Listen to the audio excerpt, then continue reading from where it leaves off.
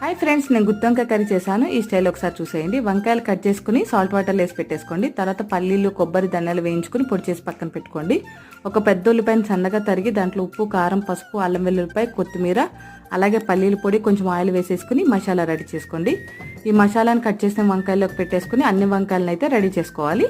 తర్వాత stove on చేసేసి గిన్నె పెట్టుకుని ఆయిల్ వేసేసుకుని ఆయిల్ వేడెక్కిన తర్వాత కరివేపాకు, అలాగే ఈ వంకాయ ముక్కలన్నిటిని పెట్టేసుకుని దాంట్లో మిగిలిన మసాలా కూడా పెట్టేసుకుని కొంచెం సేపు సిమ్లో పెట్టుకుని ఉడికించుకోండి. ఇట్లా వేగిన తర్వాత సెకండ్ సైడ్ కూడా ఇట్లా వేయించుకోండి. రెండో సైడ్ కూడా తిప్పేసి కొంచెం సేపు మూత పెట్టుకుని వేయించుకొని తర్వాత కొంచెం వాటర్ యాడ్ చేసేసుకుని సాల్ట్ సరిపోయిందో లేదో ఇప్పుడే చెక్ చేసుకోండి. సాల్ట్ కనుక తక్కువైతే ఇప్పుడు వేసేసుకుని కొంచెం సేపు ఉడికించుకుంటే మనకి చాలా చాలా టేస్టీగా ఉండే గుత్తి వంకాయ కూర అయితే రెడీ అయిపోతుంది. ఒక్కసారి ట్రై చేయండి. మీకు నచ్చితే కనుక కామెంట్ చేయండి. అలాగే నా ఛానల్ లైక్ చేయండి, సబ్స్క్రైబ్ చేసుకోండి. Thank you for watching. Me Shweta.